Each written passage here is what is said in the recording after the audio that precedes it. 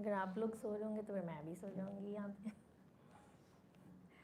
अऊज़ु बिल्लाहि मिनश शैतानिर रजीम. बिस्मिल्लाहिर रहमानिर रहीम. अल्हम्दुलिल्लाहि रब्बिल आलमीन वस्सलातु वस्सलामु अला अशरफिल अंबियाइ वल मुरसलीन खातिमिन नबिय्यीन अबिल क़ासिम मुहम्मद सल्लल्लाहु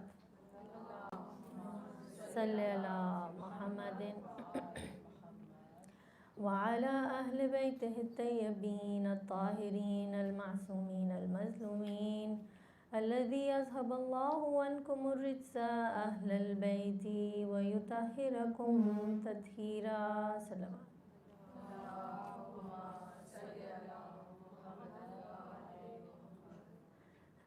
रब्बि इश्रह ली सदरी व यस्सिर ली अमरी वहलुल उक़दतम मिन लिसानी यफ़क़हू क़ौली उफ़व्विज़ु अमरी इलल्लाह इन्नल्लाह बसीरुम बिल इबाद. सुब्हानक ला इल्म लना इल्ला मा अल्लमतना. सलवात.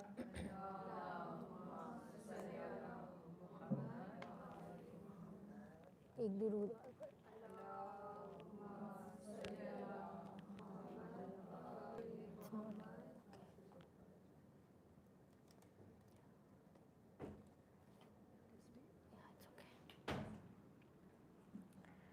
अस्सलामु अलैकुम व रहमतुल्लाहि व बरकातुहू.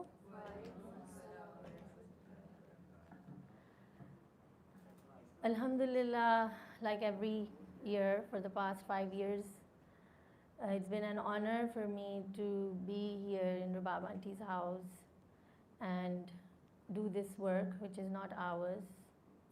It is from him and it is of him. And Allah Ta'ala is kind that He has given us this opportunity to come together in the presence of beautiful souls with the intention to purify themselves, to make themselves better. And may Allah accept these efforts, and may Allah bring our efforts to fruition so we can create that paradigm shift within ourselves, we can create that change within ourselves that we struggle to do on a daily basis. So today is our last day in the discussion on the topic self-care, ego and mindfulness. We have discussed in detail about what the self is, what is the real self, the higher self, the capital I, the small I. We discussed somewhat about ego, and yesterday we answered some questions, and today I had promised that I would talk about mindfulness, meditation from the Islamic perspective. So yesterday, when I said I will discuss it from the Islamic perspective, I had these 2 lectures from one of my teachers. They are on meditation in Islam. And I just thought I'm going to go home, I'll just hear these 2 lectures, I'll just come here and I'll, repeat whatever I hear in a summarized way, and I was calm. So I decided to go to a friend's place last night for a majlis. I wasn't going out much, so yesterday I gave myself that liberty because I thought it's not going to be much work, I'll just hear the lectures on the way and I'll be done with my preparation. And then when I picked up another friend on the way, she got in the car and I said, look, I have to prepare for morning, so I'm just going to be on my AirPods and you guys carry on. And she looks at me and she says, you're meeting me after 2 months and you expect me in the car. And I said, I have to do this, it's my last lecture, so I have to prepare.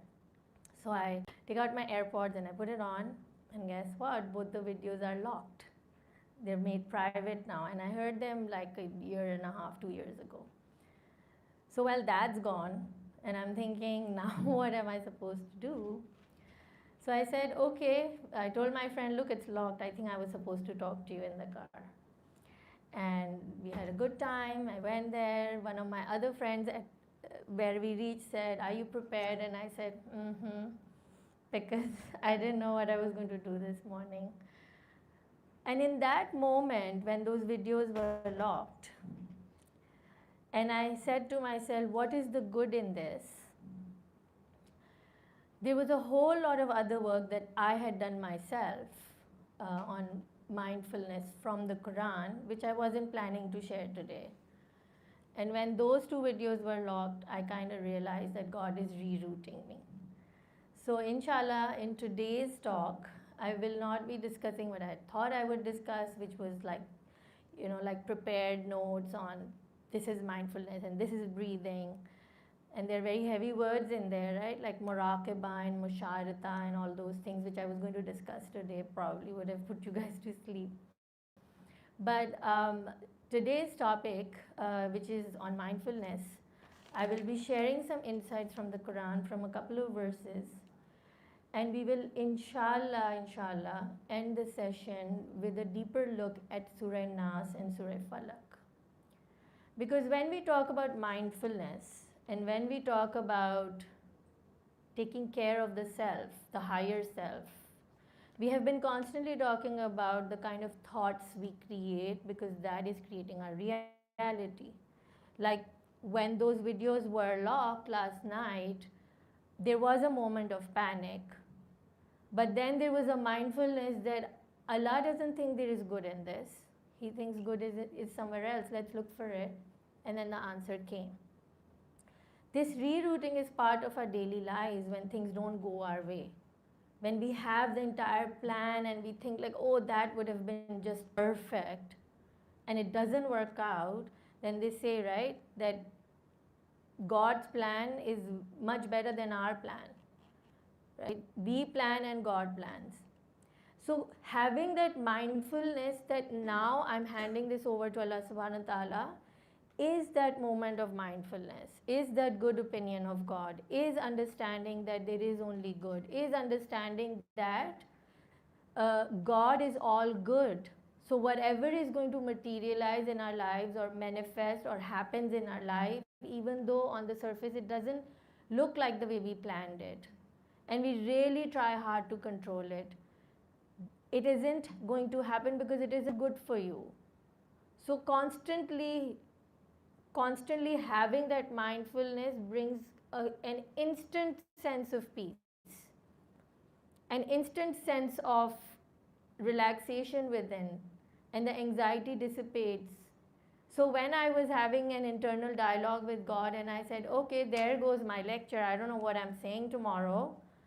And then the next thought was, okay, there is some good in this. Okay, Allah, what do you want me to do? And then when the messages started to, the insight started coming, oh, I think I should read this or I should read that. And at times I was, feeling like, okay, so I have to present my work instead of a scholar's work. So there was this reluctance, there was this resistance. And I was thinking, oh, maybe it won't be as good, it won't be good enough. And then I told Allah subhanahu wa ta'ala, I said, if this is your plan, you better make it good.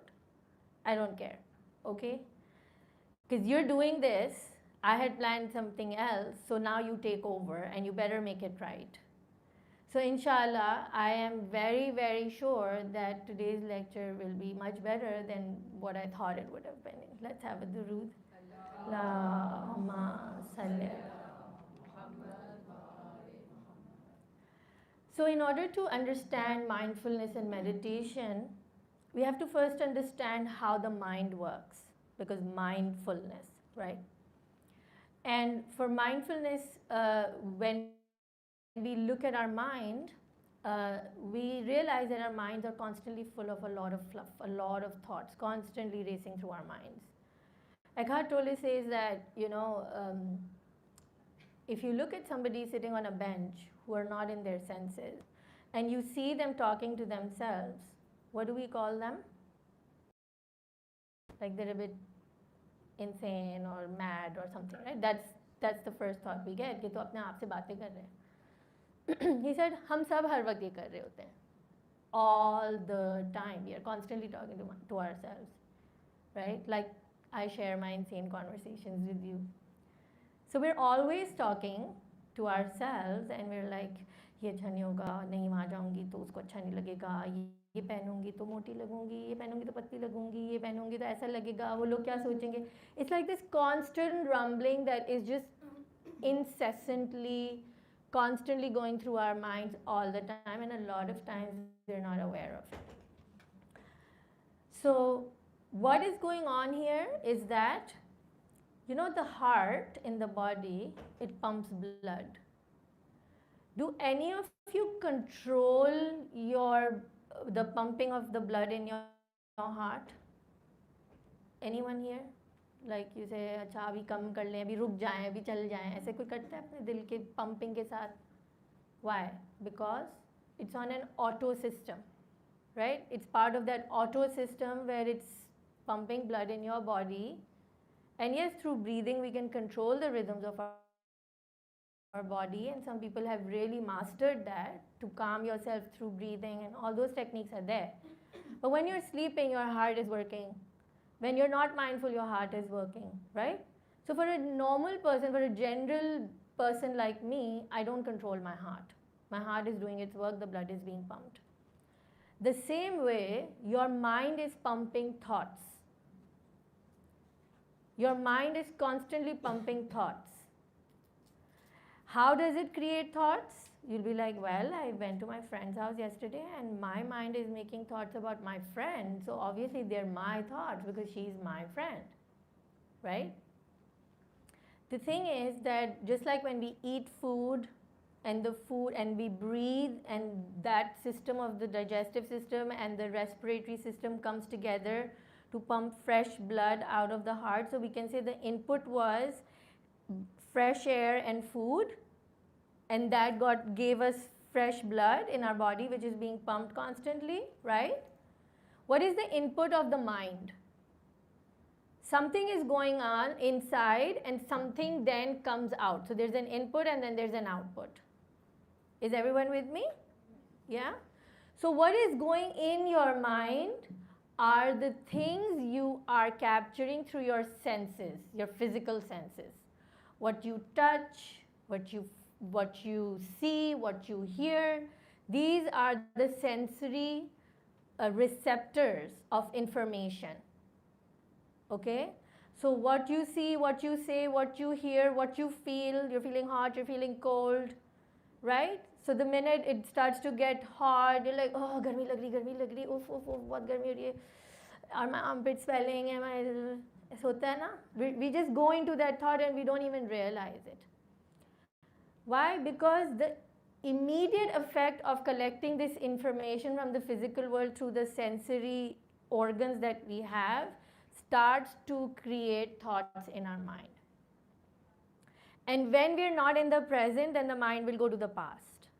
And sometimes it will just go in the future and say, अब क्या होगा और ऐसे होगा और वैसे होगा और कल क्या करना है और परसों क्या करना है, right?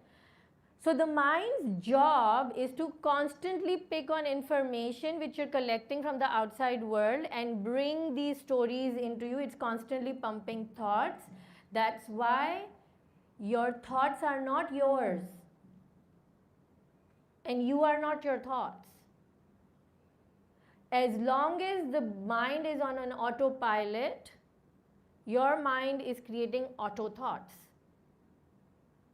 And so if you let it loose, it is like a wild horse. It will take its route wherever it wants to go. It will be on an auto journey. And we don't ever want to people still don't comfortable with Tesla driving itself, right? It makes us uncomfortable. So we don't want our mind to be on an autopilot. We want to create our thoughts in our minds intentionally. And the thoughts that we are not creating intentionally, we do not want to think that they're my thoughts and get engaged with them. Because that is just a waste of your time and your energy. Because the mind will make all kinds of fuzul thoughts, useless thoughts, wasteful thoughts that serve you no purpose. So this thought creating machine lives on autopilot for most of our lives until we detach ourselves and say, I am not my mind. Then who are you? You are the observer of your mind. You are the observer behind the mind who can watch the mind. So some of the practices over the years that I prescribe or I've read or researched is that just take a moment and go into a state of consciously watching your thoughts as if they're clouds on a sky. So like your thoughts are just passing you by and you're watching, अच्छा मैं ये सोच रही थी, मेरे brain में ये था, oh this is what I was thinking, oh okay. Just watch, don't get engaged with it. And it takes time, it takes practice. Because you feel like you're one with your mind, you think you're one with your thoughts, but you're not. So suddenly when you say, okay, what am I thinking right now? Some people suddenly go thoughtless. They're like, I don't know what I'm thinking. And then slowly you start to see, oh, okay, so these thoughts are coming. The minute you see a person, certain thoughts come. And you have to catch yourself, oh, my mind is showing me this about this person. My mind is saying negative things about this person. Let me hold it there. Like I don't want to engage in these thoughts. Okay, you can go. Like Rumi says that all these thoughts and feelings are your guests. Welcome them with love. So you welcome your thoughts. His famous poem, The Guest House, says that your mind is a guest house. And these thoughts and these feelings, they come and they'll go. Just let them come and go. Welcome them with love and then let them go. Don't engage with them. So I tell in my head that I have this living room with a nice sofa and all these thoughts, they're most welcome to come, but then I just tell them, you can sit here as long as you want, but I don't have time for you. Bye, I'm going. I don't have time for you. So you don't engage with your thoughts. You're a bad person, what will the other person think? Everybody says salawat for Aryan. Allahumma salli ala Muhammadin wa and all the other kids here, because I've been seeing them every day, and mashallah they have been my regular supporters. एक और दुरूद पढ़ लें सबके लिए. Allahumma salli ala Muhammadin wa ali Muhammad. So the idea of our thoughts not being us can be very new to some people. Because they're like, meri soch hai ye, and Descartes said, I think so I am, something like that, right? And Eckhart Tolle says there was never a bigger jhoot said. He completely disregards it. Because you are not your thoughts. You are not your thoughts. You are the observer behind your thoughts. And so when you're thinking consciously, that is where you are exercising your mind. Your mind is just a faculty being used by you. The observer behind the mind says, okay, let me use my mind for a certain thing. You use it and then you put it back, because it's a faculty, it's a function. Like we said, the mobile phone has so many functions. Do you know the functions you can perform? So your mind has been given to you as a tool to use as and when needed. But for most of us, it's our mind that is running our lives. Right? The mind is running our lives. We are not using the mind is using us. So now when we come to this understanding that this mind which thinks intellectually, which comes up with theories, which rationalizes and creates a logic about things, it is just a calculating machine.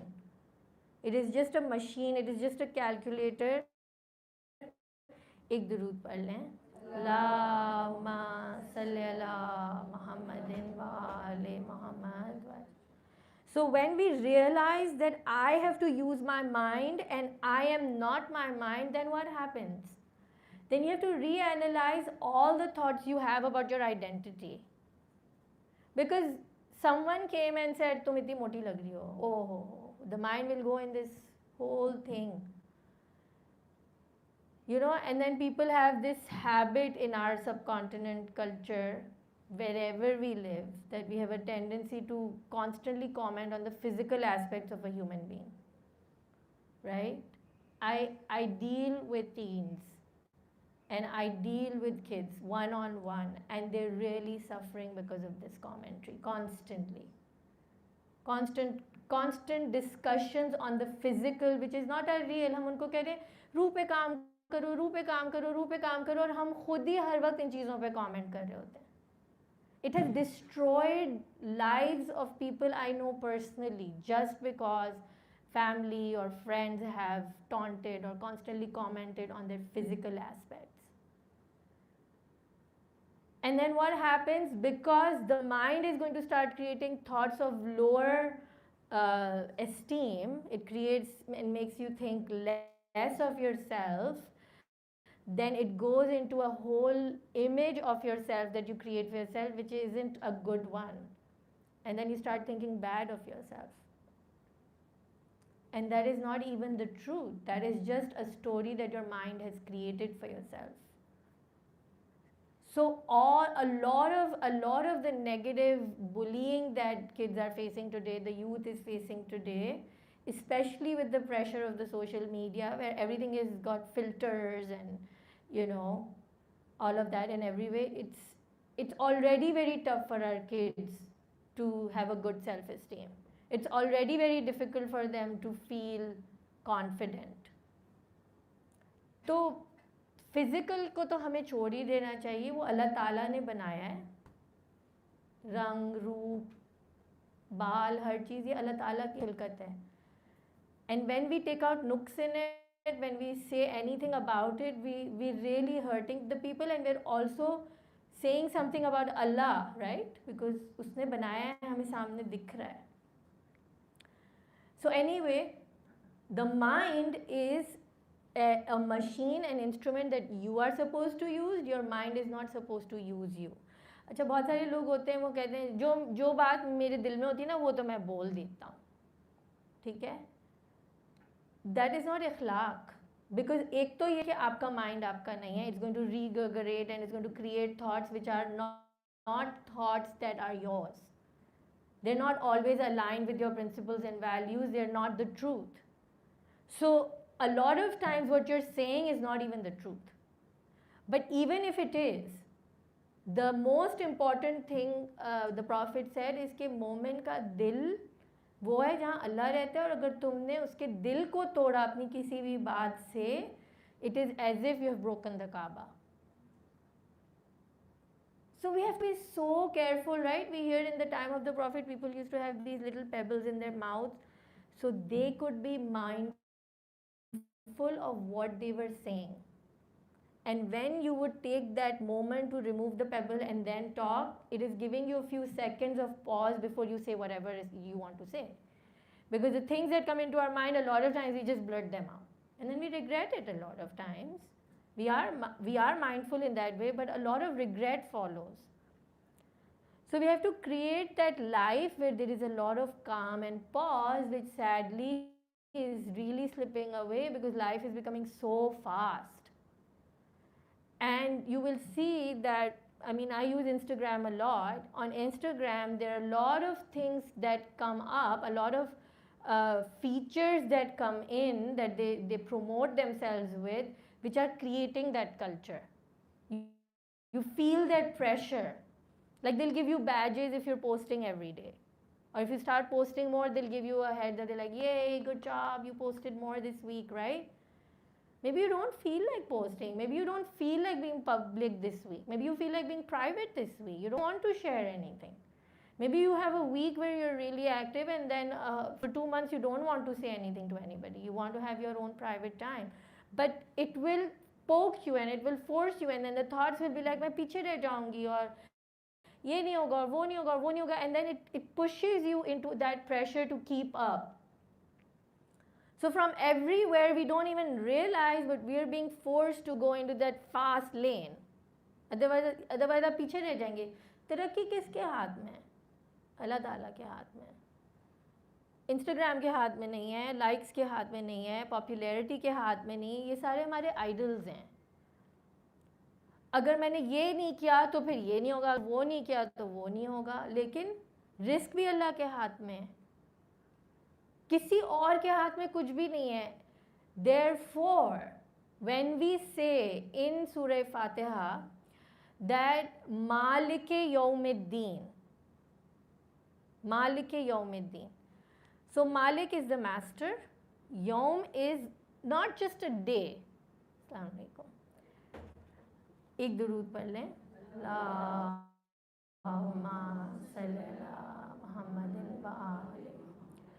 Yawm is not just a day in Arabic, it is a unit of time. So it can be a moment, it can be a second, right? Yawm is not a day, it's a unit of time. So Allah is the master of every unit of time of your life when you are supposed to be deen. Deen comes from the detailed meaning of accountability.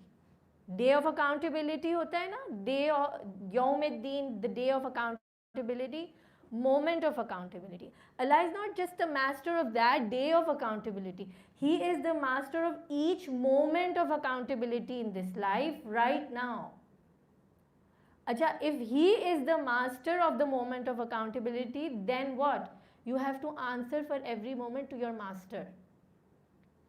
Right? For every moment, every second that you are spending in your life, only and only be accountable and only be answerable to your master.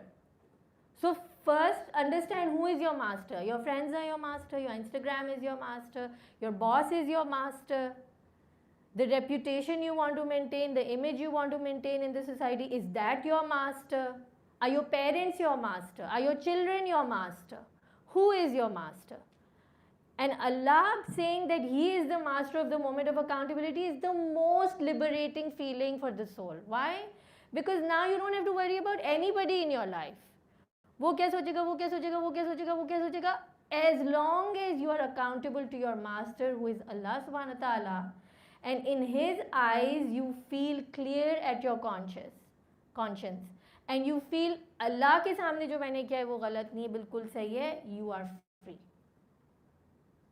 So you don't have to have all these voices in your mind, all these thoughts in your mind, all these rumblings in your mind which are taking you into different directions, that create doubt, that create confusion, indecisiveness, right?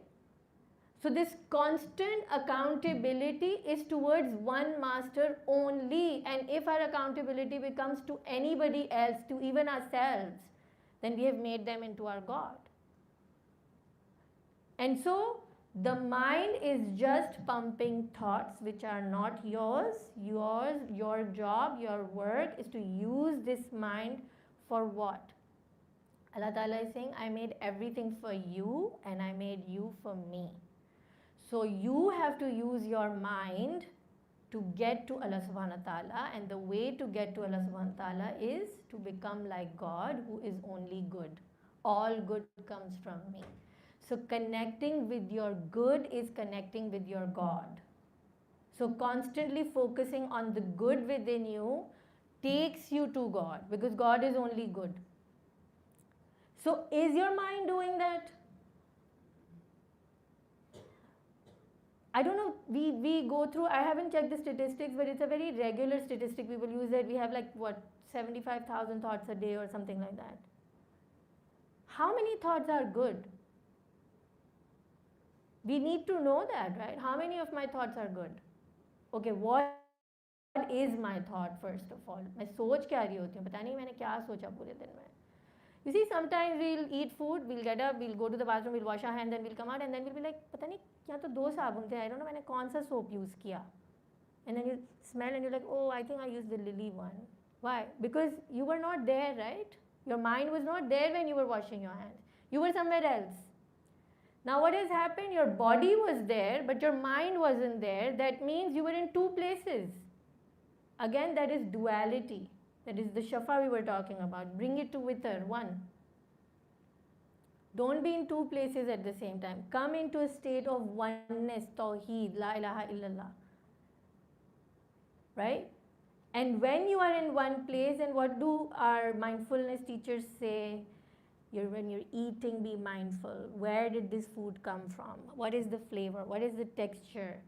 You know, when chew it properly, then digest it. and eat mindfully and sleep mindfully, all of these things. So every moment that the body is in this world, it is at your service to bring you closer to Allah subhanahu wa ta'ala. And another aspect of mindfulness that the modern teachers teach is body scan. Is anyone aware of meditations which are about body scan? So they will do a meditation where they will say, okay, close your eyes, imagine a light going through your skull and ears and eyes and nose, and they'll take you through a whole scan of your body. And what that does is that it brings you into your body, and for that 5 minutes or 10 minutes, you are just really focused in your body, and you're not here and there. Like your mind is not going everywhere, so it brings a little relaxation, peace. Those who do it will know, and you can go and try it. And a lot of people would ask that in the work of spirituality, when we have to do the soul work, why are we focusing on the body? Why are we going from one part of the body to another part of the body? Right? Because we're getting so body focused. The thing is that we have been talking about staying in the now, in the present. And we said that the present moment is the godly moment. That is the moment of truth. That's the moment of haqq. Why? Because all the other past and future now are a movie in our minds. They were real when they were happening, but now they are just a reel of imagination in our mind. Whether it's your future imagination or your past memory, it is not real. The only moment real is now, right now. So when we focus on our body to bring mindfulness, the only thing that we have which is real, that doesn't exist in the past and doesn't hold an existence in the future, is your body. So your body becomes an anchor for you to come into the present. Because the body doesn't exist in the past or the future. It exists now, right? Do we agree on that? Yeah. Right? You can feel your body right now. Can you go back to your body which was in the past right now? Can you feel it? No, right? You don't have access to that because it doesn't exist. It only tangibly exists. Assalamu alaikum. This is one of my best teachers. I would like you all to please do a salawat for her.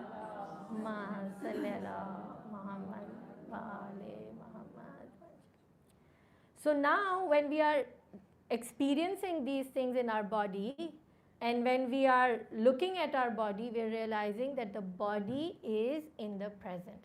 That's why whether we do Qigong or yoga or any of these body-based practices, they're really good for us. Why? Because Imam Khomeini says that when you are, in his book Adab Salat, he says that when you are in a state of ruku, you should not be thinking about your sajda. You should be in a state where you're thinking about your ruku and ruku only. Why? Because sajda will be the future. So don't run to the future. Stay in the present right now. Stay in your ruku and think of your ruku. So come into the present. Come into a state of oneness. Right? Bring your mind, body and soul into one place. So now we understand that thoughts are not ours. We are the observer behind the thoughts. Our thoughts are constantly being produced. We do not want to be consumed by our thoughts, but we want to dictate the thoughts we think. We want to intentionally create the right thoughts. And then now, this is also a beautiful ayat that my teacher has taught me and drilled it into us. I will just read it out to everyone. Let's have a durood, please.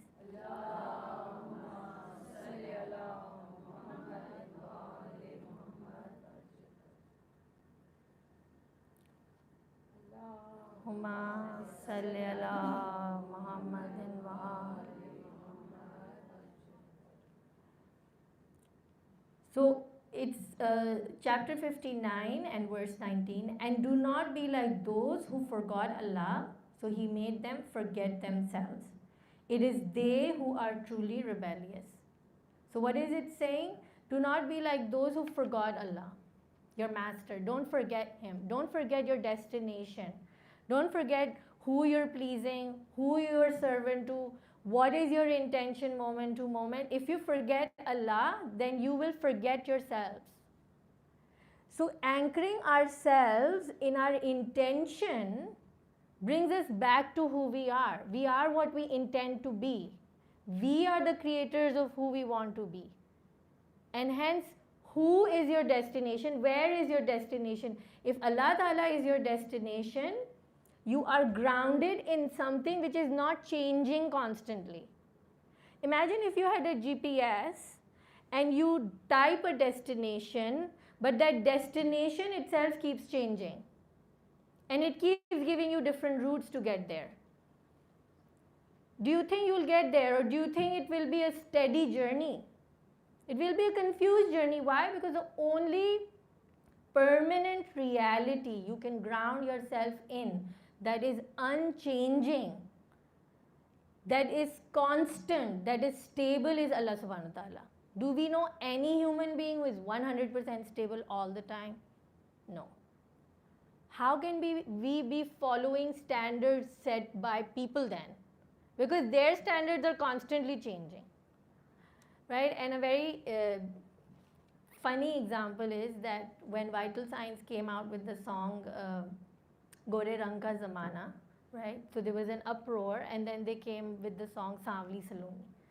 So the standard of skin was constantly changing कि पहले fair skin थी और फिर वो सांवली हो गई, right? I mean, we see this all the time. Fashion keeps changing, standards keep changing, standards of modesty keep changing, everything keeps changing. But there is one and one entity alone who doesn't change. So if you ground yourself in Allah subhanahu wa ta'ala, you will never be lost, because He is never getting lost. He is always there. Everything else keeps, what? It's temporary, right? It goes away. It has a life and then it has a death. So when we remember Allah subhanahu wa ta'ala, then we don't forget ourselves and our journey and where we have to go. So then now come back to the state of mindfulness. क्या mind आपको आपकी destination और intention पे रहने दे रहा है या नहीं?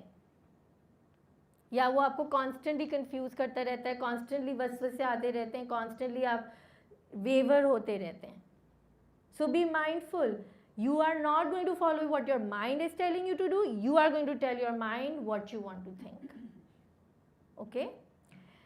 And the next verse that I want to share is a very recent insight that I had, and it is the verse of the Quran, chapter 67, verse number 5. And we have certainly beautified the nearest heaven with lamps, and have made from them what is thrown at the devils, and have prepared for them the punishment of the blaze.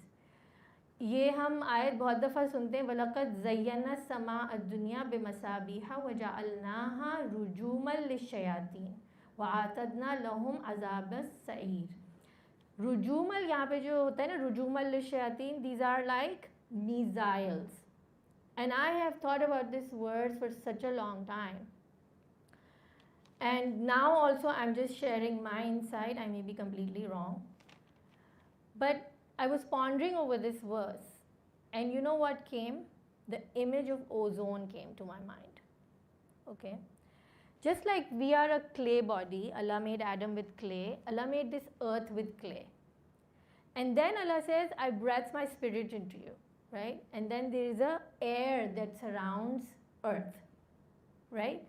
And then what we have been saying, that what is within us is also outside, right? सनुरीहिम आयातिना फिल आफाक़ि व फ़ी अनफुसिहिम. तो आफाक यानी horizons में जो है वही आपके अंदर भी है, ठीक है? We are constantly reflecting. So the outer manifestation of this clay earth and then air is a very much reflection of who we are and the way we have been created. What is Allah saying? That we have put lamps in the closest heaven. What does it do? When the devils attack, it sends out a missile. If anyone has seen a meteor shower, they would know that if a meteor tries to attack Earth, the ozone layer protects it, right? It will destroy it. It will burst into a shower. Why? Because it breaks it. If our ozone layers, if our breath of God is well taken care of, if that light, the lamps that Allah has put in that ozone layer is well taken care of, any minute a vaswasa or negative thought comes in, it will automatically destroy it. Right? So most of the time when the vaswas are coming, when the negative thoughts are coming, which we said could be from the nafs or the shaitan, then we are not well equipped to protect ourselves against it, because we haven't done the work. So we have to be very mindful that where is our energy going? Where are we putting our resources, right? We are working on climate change and environment and eco-friendly systems. Why? Because we want to protect that ozone layer. We want to keep the breath fresh and clean. The breath of God within us gets polluted and we're not doing anything about it. And what pollutes it the most? Negative thinking, wrong thinking, thinking of fear, thinking of faithlessness. This is what creates the pollution in the air, in the breath of God within us. So we see that now, if we are doing the right self-care, if we are doing the work for our soul, if we are nourishing it enough, then it will automatically be there to protect and preserve us, right? And we will become impenetrable by these negative thoughts, and we will be able to stay more positive. Ek darur padh lein.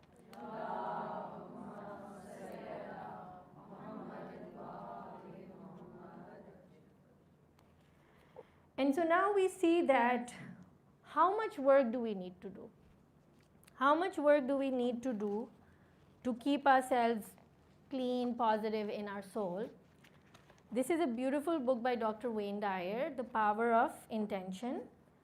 And a friend of mine had shown me this book many years ago because it has a part in it which says, Dr. Wayne Dyer took this study from Dr. David Hawkins, and Dr. David Hawkins did a research for almost 40 years analyzing thoughts and emotions and then calibrating its energetic effects. So when we were talking about the vibration and frequency yesterday, that is what he was doing. What is the frequency and vibration of every thought and how it affects us, okay? Which is also what now we do in energy healing. So now what he's saying is that one individual who lives and vibrates to the energy of optimism, thinking good, right? Thinking good thoughts, being optimistic, and a willingness to be non-judgmental of others will counterbalance the negativity of 90,000 individuals who calibrate at the weakening lower level. So one person who is making the effort to be non-judgmental, one person who is making the effort to be optimistic. The Holy Prophet ﷺ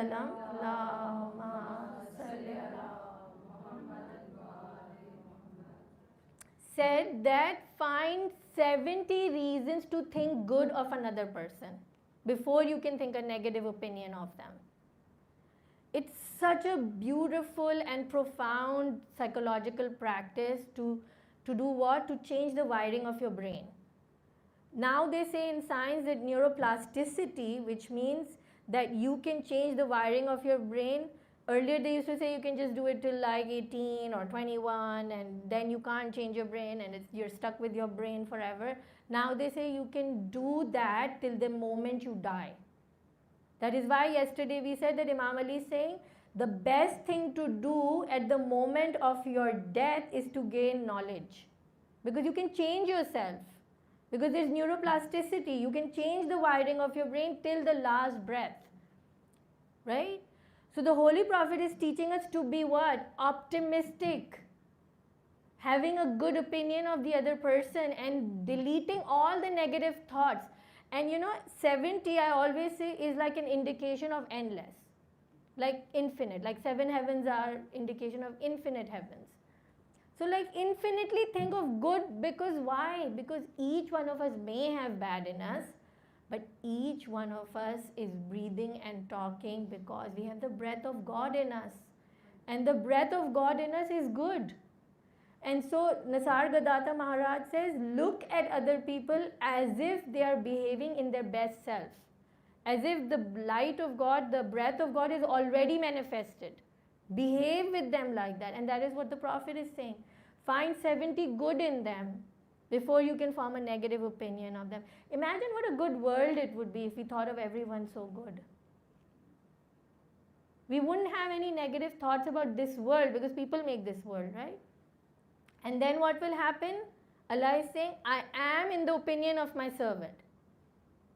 If there is nothing but Allah and we only think good, then if we have good opinion of everyone and we have a good opinion of the world, then we will be living in a good world. Like a lot of times I will shop, I won't bargain, or if I don't have time, and if I'm doing some work or the other, and I'll be like, sab acha hoga, and people are like, this person can really like mess with you, he can like cheat you, and I'm like, nahi, Allah Mia won't let it happen. It won't happen. And you just mindfully leave it to Allah. And honestly, I don't know if anybody's ever cheated me. I can't recount anyone who has cheated me. And so people are like, oh, you blindly trust people. And I'm like, I don't trust them. I trust the master of them. Right? I'm trusting the master who has my affairs in his hands. So whether they like it or not, they cannot cheat me because no one can fight Allah. There's no power bigger than Allah. So then when you think good, good comes to you. You create a good world for you. You live in a good world which is worthy of trust.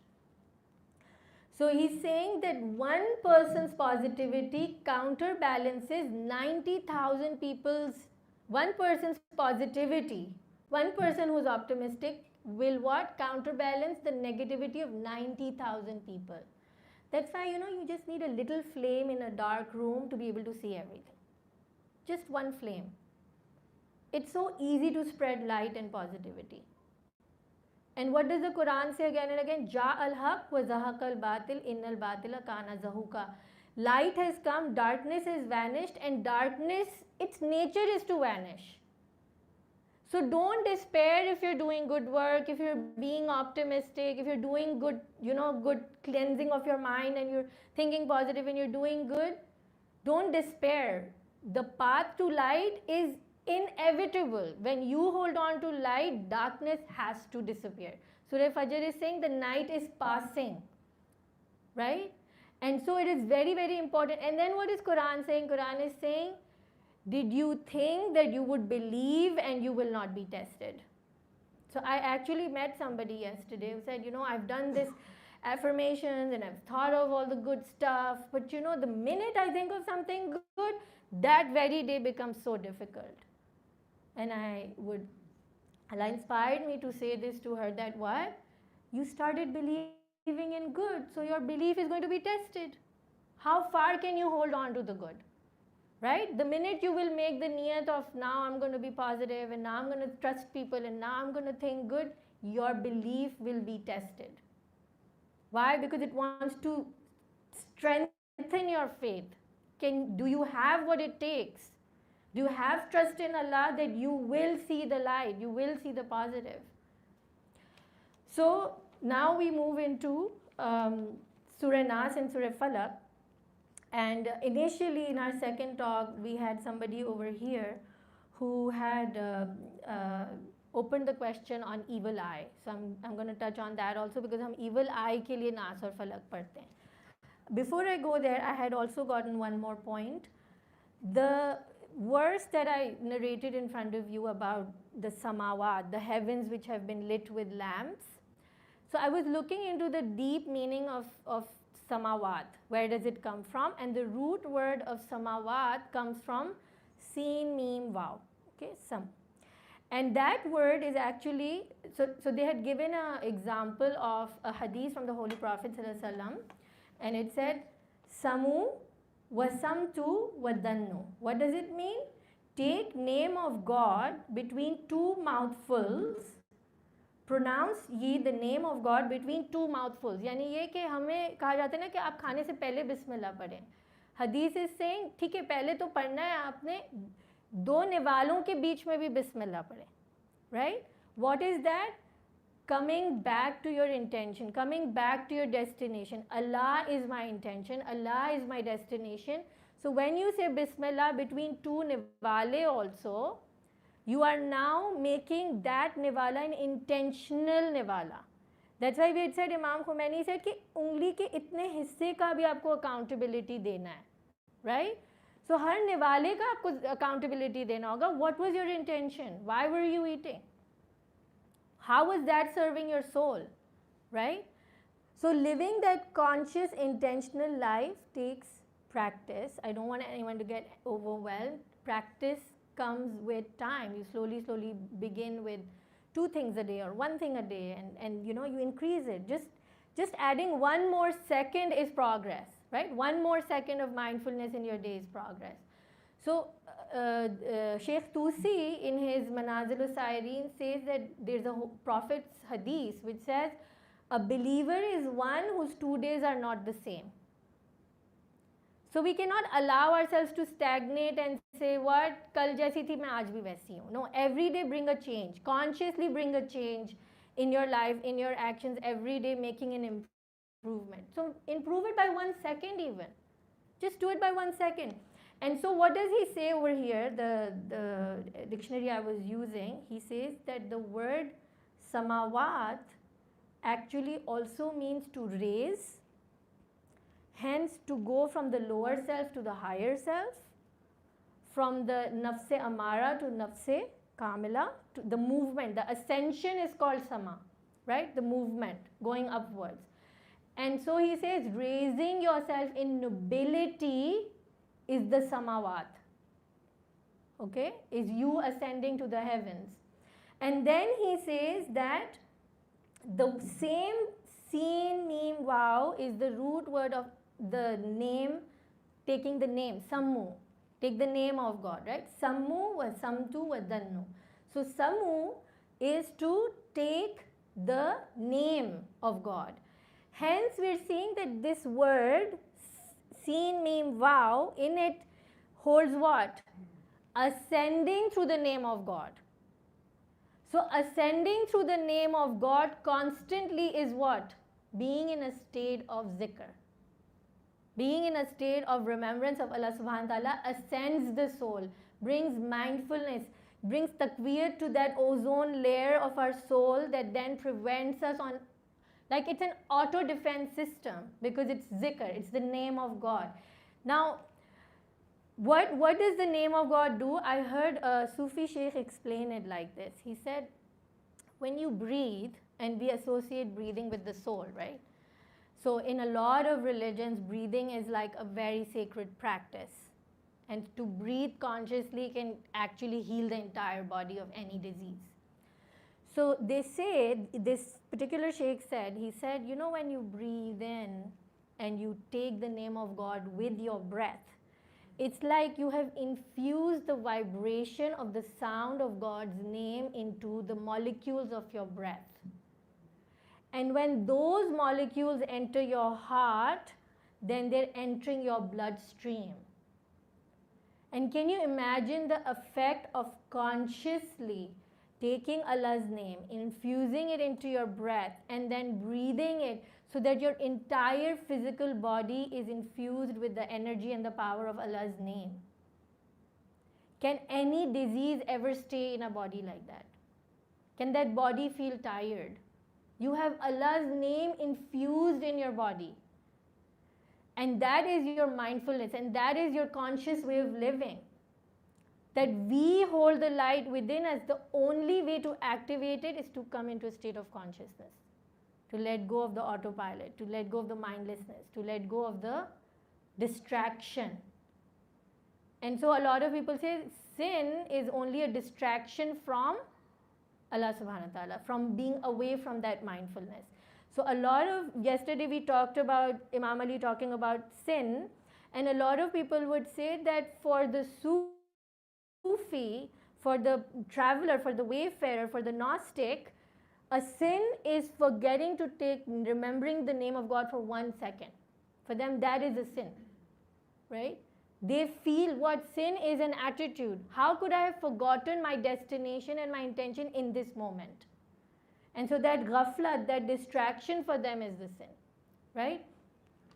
So now we move into Surah Nas and Surah Falak, and these are some reflections that I want to share. Ek durood pad lein.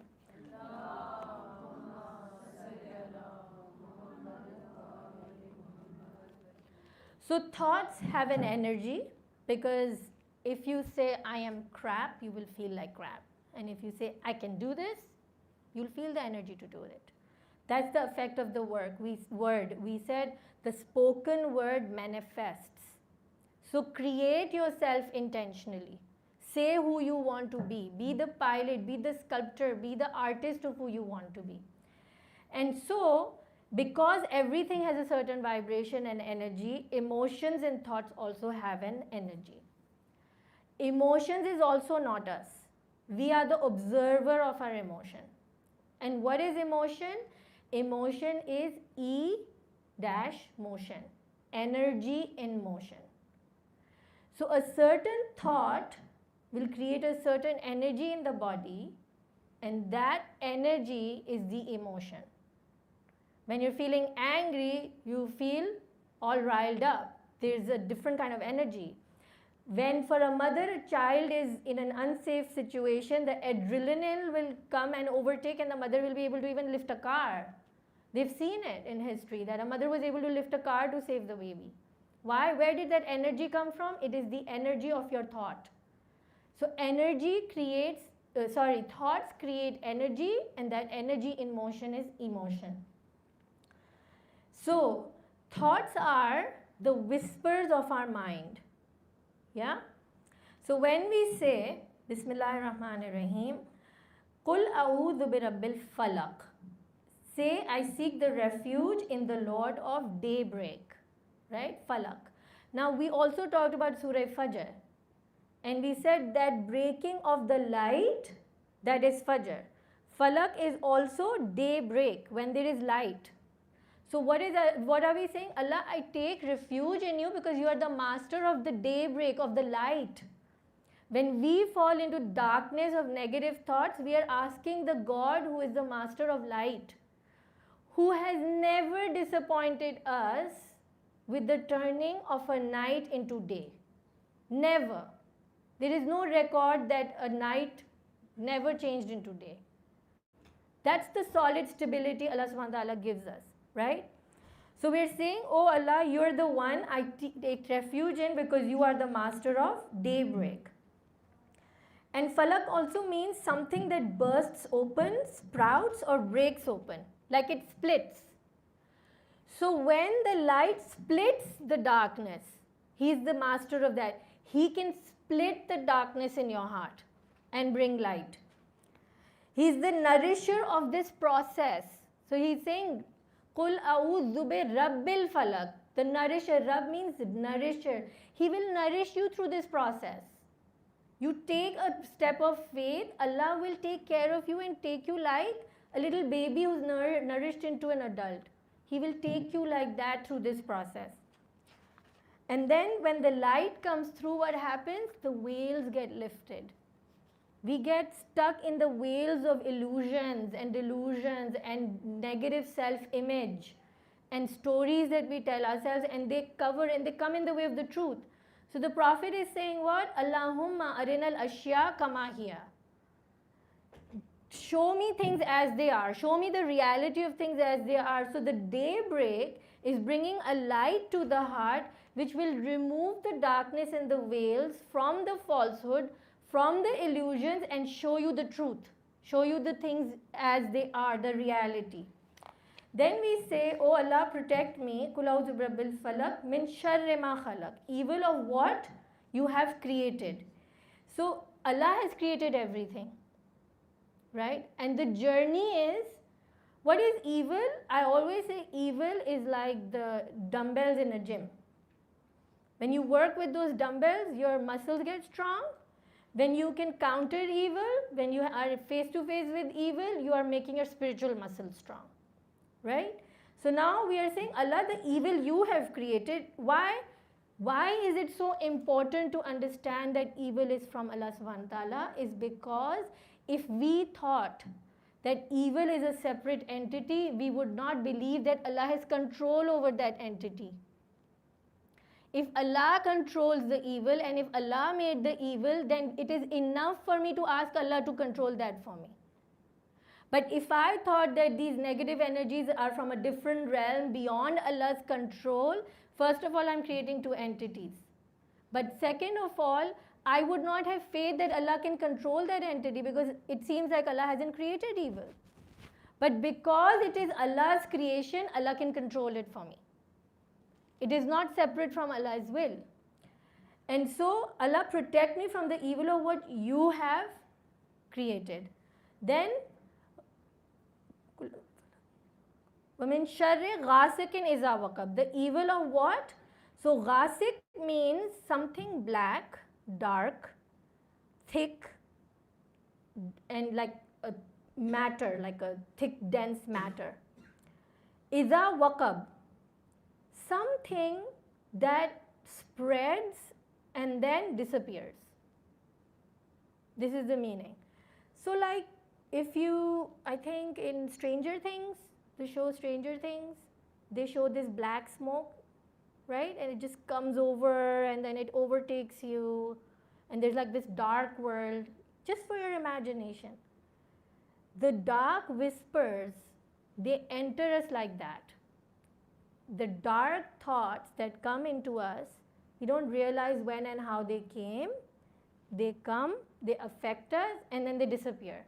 Disappear where? We don't know where they came from. It's like they dissolve into us. They get absorbed into us. And then we start thinking, that is my thought. So now we cannot place where did that thought come from. So we have to be mindful. Who am I listening to? Who am I talking to? Who am I sitting with? Who is filling my head with different ideas? Right? Be protective. This is your biggest treasure.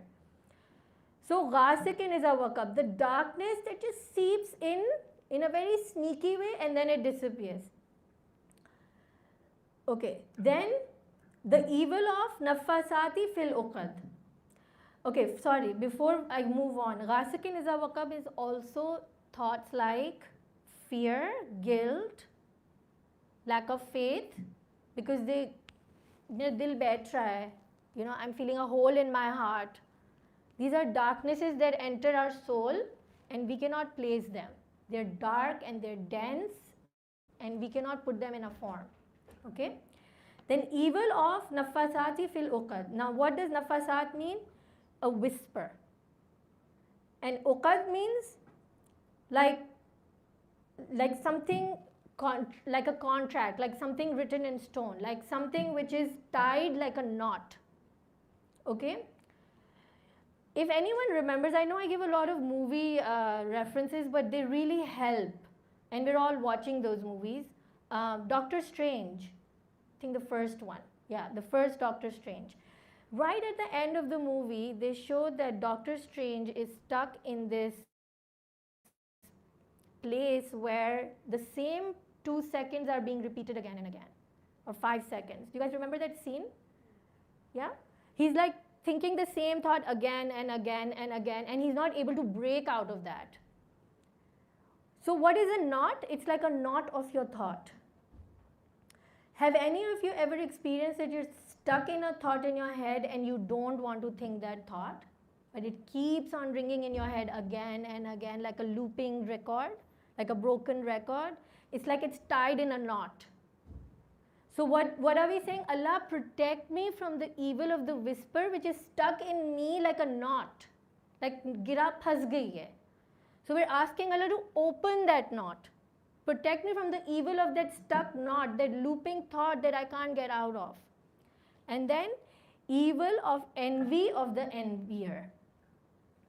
Okay, and envy and hasad, we know they're negative energies and they affect us. Okay, I don't know what the time is.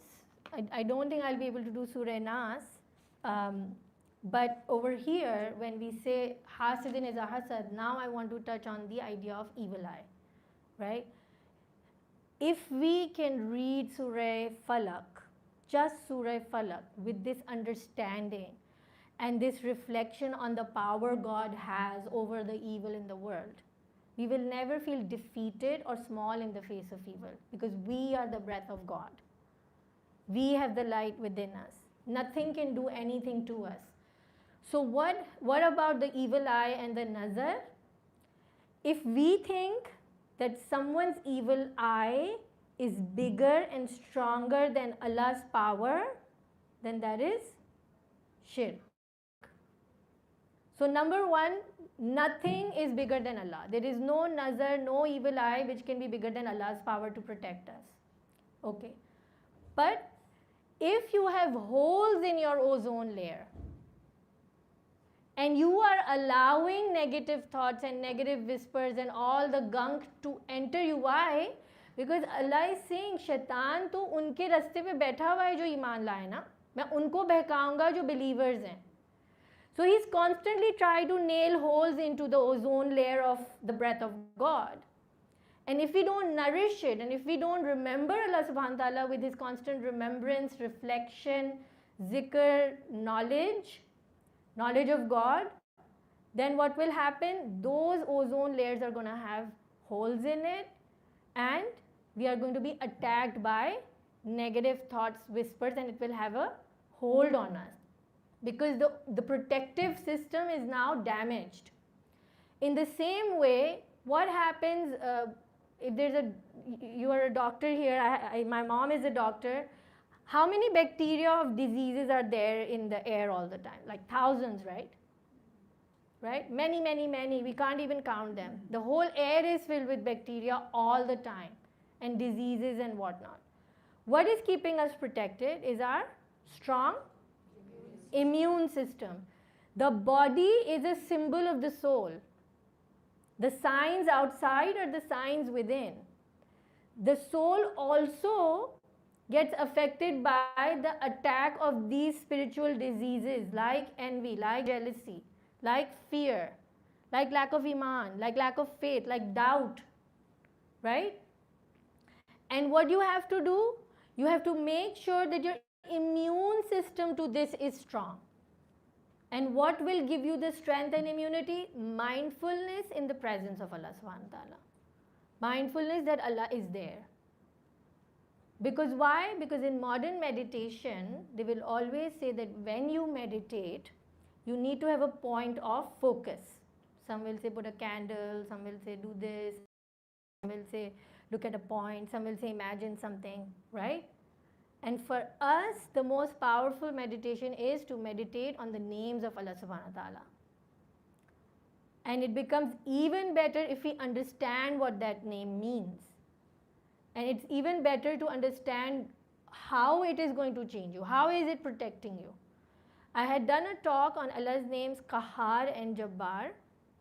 It is on my YouTube link and on my website. Please look for it. If you need me to give you a link, I can give it to you. Why? Because we generally think that Jabbar and Qahar means someone who does jabbar, someone who hurts us, someone who will be wrathful with us, someone who will be punishing towards us, right? Qahar and Jabbar, we think that. And I have done an alternative tafsir of it, where I have explained the root words of the names of Allah and how it is growth-centric. We know that this kind of external punishment is damaging for the psychology, right? Now, no teacher is allowed to hit or burn their kids. Why? Because it is not growth-centric. So Allah is also not anti-growth. So his name, Qahar and Jabbar, are also very massively misunderstood. So if you wanna hear the alternative understanding of what we generally hear, the talk is there. I had thought of sharing it today, but I'm short of time and I'm really sorry for going over time today. And so we come to this understanding that if we protect our ruh, our breath of God, our immune system with the remembrance of Allah, with the marifat of His knowledge, understanding what the Ahl-e-Bayt and Tahirin have taught us about Allah subhanahu wa ta'ala, then we will stay protected. Then we will be in a state of protection and no disease of evil eye, negative eye, hasad will affect us. Because we cannot control the world. And we are definitely not one of those who will try to teach anybody a lesson. That is not the way of the Prophet. That is not the way of the Ahlul Bayt. Why do we need to do anything when Allah subhanahu wa ta'ala is with us and He's the most powerful? Right? So if we can strengthen our system, if we are using the right words, we're deciding the thoughts we think, we are dictating to ourselves that I'm only going to think good thoughts, I'm not going to fall into negative talk, negative self-talk, and I'm going to stay grounded and anchor myself with the God who is always good, then there is no way any power can overtake us, no matter how scary. Because I do hear of incidents of people saying that they went through practices of exorcism and they had to be taken to, people who do amal and take out this jinn and that. If we can empower ourselves with the knowledge of God, nothing can even come close. And we will be tested when we get on this path, we will be tested, but you have to tread on, holding on to Allah's rope, and nothing can hurt us, nothing. It's Allah's promise. So inshallah, we conclude our 9 days today. May Allah accept this work, and may Allah bring our efforts to fruition and put barakah in these sittings, and that we are able to be a means of healing for everyone around us, but mostly for ourselves, that we can be on this journey of self-healing through the remembrance and love of Allah subhanahu wa ta'ala. And now we move into our Masaib, the zikr of Imam Hussain alayhi salam, which is the key in bringing us together every year. We are so indebted to the sacrifices made by the Ahlul Bayt, whose sacrifice gave a new life to those who are God conscious. It gave a new life to those who can now go back to their journey with Allah subhanahu wa ta'ala. I met somebody who isn't from the Ahl Tashayyu yesterday, and she's been inspired by Imam Hussain so much. And when I was saying that, the roads are blocked and, it creates inconvenience for other people and we should be more careful, she said, she was so full of energy, and she was so full of, her love for Imam Hussain, and she was like, what are you talking about? It's so important, and Shias are not protected, so we need to protect them with guards and police and this and that, and so this is really good, and this changes the soul, and I was just in awe of her enthusiasm. I was just in awe of her love for Imam Hussain and Karbala and the sacrifice. It was as if she would just give her life right there, because it seemed like she was a soul who was looking for and searching for truth for such a long time, and it's as if her soul is feeling quenched now. It's feeling like it's at home now. That is the power of the story of Karbala for anyone who looks for truth and searches for haqq, sees that Imam stood up for the truth, sees that Imam stood up in the face of all kinds of tyranny and pain and zulm, चाहे उनके पूरे खानदान को बुचरी क्यों ना कर दिया जाए. It is very difficult to narrate the events of Ashura, क्योंकि शायद मैं इसलिए हिचकिचाती हूँ क्योंकि अगर मैं उसकी गहराई में जाऊँगी तो it will be too painful, and I don't know how I will feel emotionally. या फिर ये कि एक खौफ सा आता है सोच के कि ये कैसे किया होगा उन्होंने. और सबसे बड़ी चीज़ जो यहाँ पे हमें नज़र आती है, वो एक ही चीज़ जो हम बात कर रहे थे कि अगर उनका फोकस बॉडी पे होता, जिस्म पे होता, दुनियावी गेन्स पे होता, तो ये तो बिल्कुल ही एक लॉस्ट वॉर थी. लेकिन आरिफीन कहते हैं, जो उरफा हैं, जो औलिया हैं, वो कहते हैं कि अगर किसी ने ये देखा होता कि इमाम हुसैन रूहानी तौर पे जिन मराहिल से गुज़रे اور جن سٹیجز کو انہوں نے کراس کیا اور جہاں ان کی روح چمک رہی تھی اللہ تعالیٰ کے بارگاہ میں، تو ہم دیکھتے کہ جنت میں لوگ ان کو مبارکباد دے رہے ہوتے کہ آج آپ کی روح نے وہ مقام حاصل کیا کہ اللہ تعالیٰ خود کہہ رہے ہیں یا ایھا المطمئنہ ارجعی الی ربک، آ جاؤ میرے پاس.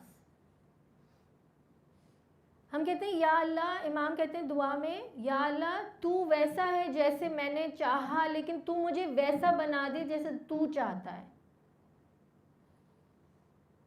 اس خوشی میں، اس خوش نصیبی میں ہم حضرت علی اکبر کو یاد کرتے ہیں. اور جب امام زین العابدین سے پوچھا گیا کہ امام حسین کے لیے کربلا میں سب سے مشکل وقت یا گھڑی کیا تھی، تو انہوں نے کہا میرے بھائی حضرت علی اکبر کی شہادت میرے بابا کے لیے سب سے مشکل ترین تھی. اور پھر انہوں نے کہا حضرت علی اصغر کی شہادت سے بھی زیادہ حضرت علی اکبر کی شہادت ان کے لیے پینفل تھی. اور میں سوچ رہی تھی کہ وائی، تو انہوں نے کہا اس لیے کیونکہ حضرت علی اکبر دکھنے میں، اپنے اپیئرنس میں اور اپنے بیہیویئر میں بالکل رسول پاک کی طرح تھے. اپنے گفتار اور کردار، اپنی آواز، ہر چیز میں رسول پاک کی طرح تھے. ہم دیکھتے ہیں نا کچھ بچوں کو تو ہم کہتے ہیں اس کو دیکھ کے بالکل مجھے میرے دادا کی یاد آتی ہے، بالکل یہ بالکل دادا کی طرح بات کرتا ہے یا نانا کی طرح چلتا ہے. امام حسین نے کہا سب سے تکلیف دہ میرے لیے حضرت علی اکبر کو الوداع کرنا تھا، کیونکہ جب بھی مجھے اپنے نانا کی یاد آتی تھی میں حضرت علی اکبر کو دیکھ لیتا تھا. امام حسین نے عاشور کے دن فجر کی اذان حضرت علی اکبر کو کہا کہ دیں، اور باقی جو شہداء تھے انہوں نے امام سے شہادت کی اجازت مانگی، لیکن حضرت علی اکبر کو امام حسین نے خود تیار کر کے بھیجا، جبکہ ان کے لیے سب سے مشکل ترین مرحلہ تھا. کیوں؟ کیونکہ کربلا میں امام کی طرف سے یہ ان کی قربانی تھی. اور حضرت علی اکبر کو امام حسین نے کہا کہ کربلا کے راستے میں مجھے خواب آیا، اور اس خواب میں نے دیکھا کہ مجھ سے یہ کہا جا رہا ہے کہ یہ سفر موت کا سفر ہے، اب یہاں پر صرف شہادت ہے. تو حضرت علی اکبر نے پلٹ کر کہا بابا آر وی آن ٹروتھ، کیا ہم حق پہ ہیں؟ امام نے کہا بے شک ہم سچ پہ ہیں، ہم حق پہ ہیں. تو حضرت علی اکبر نے کہا then who cares، پھر کیا پرواہ ہے ہمیں کہ ہم موت پہ جا گرے یا موت ہم پہ آ کے گرے، اگر ہم حق پہ ہیں، اگر ہم سچ پہ ہیں، اگر ہم ٹروتھ پہ ہیں. یہ تربیت تھی امام کی، یہ لگاؤ تھا سچ سے، اور یہ ویژن تھی constantly focused on the right intention. جسم تو عارضی تھا ویسے بھی، جانا تھا، بس روح کی بقا ہونی چاہیے. تو ہر شہید کو یہ سمجھ آ رہا تھا کہ کربلا میں شہادت روح کے لیے بہت بڑا موقع ہے، بہت بڑا اعزاز ہے. اس لیے جب امام چراغ گل کرتے ہیں تو ہم دیکھتے ہیں کہ کوئی بھی جاتا نہیں، اتنی بڑی اپرچونٹی کو کیسے چھوڑ دیں. جب حضرت علی اکبر جنگ کے لیے تیار ہوئے تو مقاتل کہتے ہیں کہ خیمے کا پردہ 18 دفعہ اٹھا اور گرا. کیوں؟ کیونکہ جب بھی حضرت علی اکبر نکلنے کی بات کرتے تو کوئی نہ کوئی آ کے ان کی زیارت کرنے کے لیے موجود ہوتا تھا، کیونکہ وہ رسول پاک کی یاد دلاتے تھے.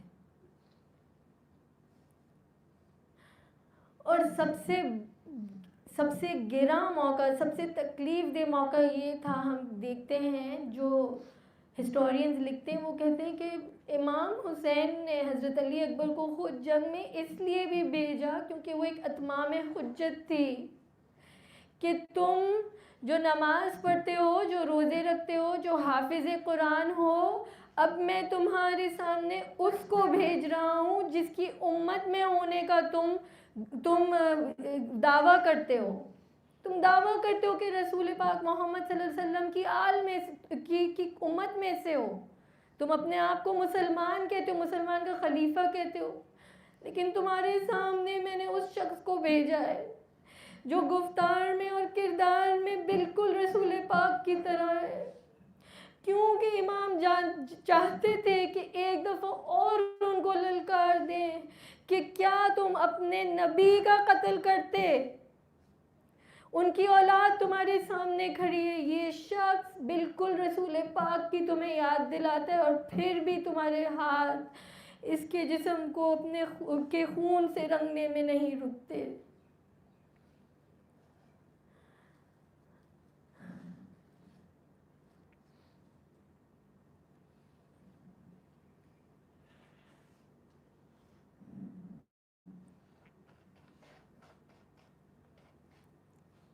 Oh Allah, we come to you with our empty hands, with our beggar bowls,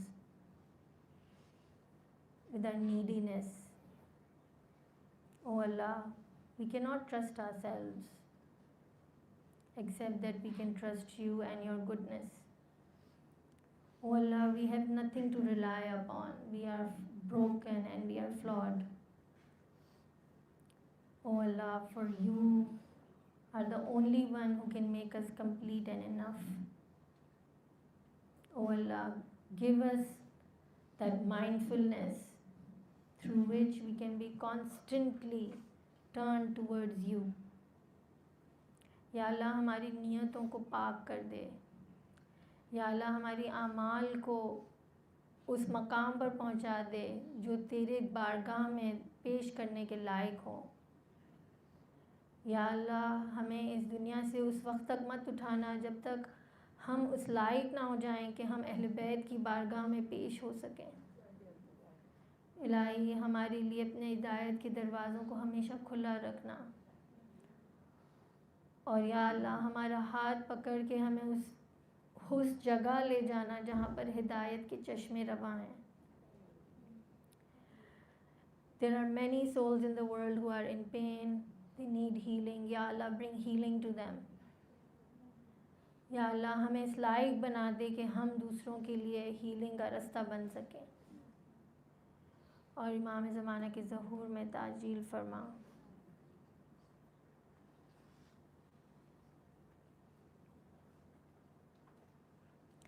سبحان ربک رب العزت عما یصفون وسلام علی المرسلین والحمد للہ رب العالمین. ماتم حسین.